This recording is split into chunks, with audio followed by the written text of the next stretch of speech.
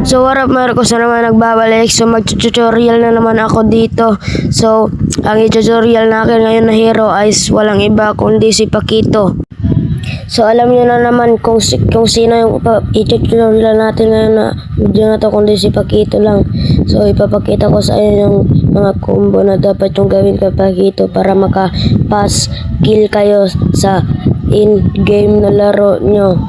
At pinik nga natin sa Pakito at kunyari yung kalaban natin sa XP lane ay si Pobius. So pang XP lane lang to guys. So ito na nga yung item natin at emblem. Napakita ko na naman kanina yung emblem natin. So ito yung ano natin, yung build. So ito, unang-una mag-boots kayo at hunter strike. So kayo yung bahala kung yung second build nyo, yung Skypercer ba o Malefic Roar. Pero sa akin yan lang talaga lahat yung item ko guys. At papakita ko sa inyo mamaya yung aking mga combo. Yan, mag-Skypercer na ako dyan at magma-Malefic Roar. Yan lang yung aking mga build guys. So sundan nyo na lang. So yun pala yung build natin, nakita nyo naman kanina. So yan yung build natin. So ipapakita ko na sa inyo yung mga combo. So unang-una yung pagka-spawn nyo pa lang sa base, ipuno nyo na kaagad yung stock na nasa, kunyari yung ano nyo, yung HP bar nyo, yung nasa ibaba ng HP bar, punuin nyo kaagad yan.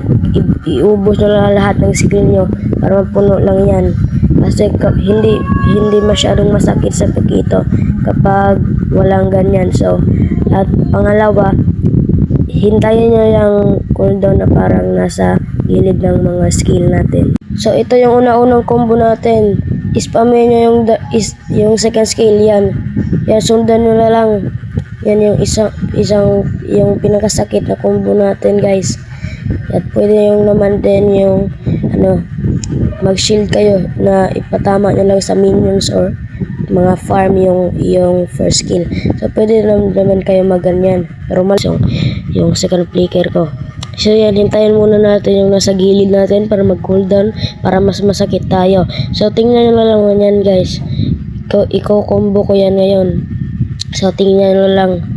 Yan, ang napakagandang combo ni Pakito guys. Yung number 1 na dapat yung matutunan. So uulitin ko yung build guys. Yan yung build kasi baka hindi nyo nakita kanina. So yan yung build guys. So ulit-ulit lang natin yung mga combo guys. So dito na nagtapos yung ating video. Peace out, subscribe.